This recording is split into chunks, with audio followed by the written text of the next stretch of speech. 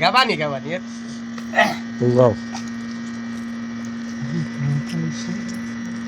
আমি একটু শুদ্ধ পানি গাও সকাল বেলা যাই রে কাজে আসি সন্ধ্যা বেলা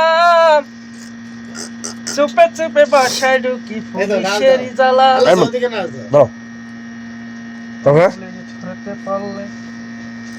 পুলিশ ধরতে পারলে ডাইরে দিলে না থাকলে রাকামা। তুমি কি করতেছো কি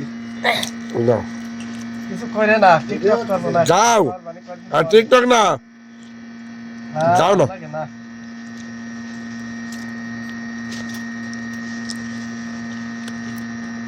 দেশের থেকে আইসা ভাই 5 লাখ টাকা খরচ করে আলমগীর ভাই বাড়ি হলো নড়াইল জেলা কালিয়া থানা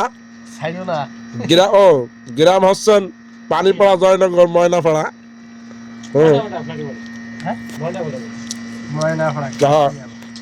এখানে আইসা যে অবস্থায় পড়ছে এক দালালে বেঁচেছে আরেক দালা গেছে আরেক দালা বেঁচেছে আরেক দালা গেছে এইভাবে 3-4 বেচা হয়ে গেছে। বাইরের অবস্থা বাড়ি খারাপ।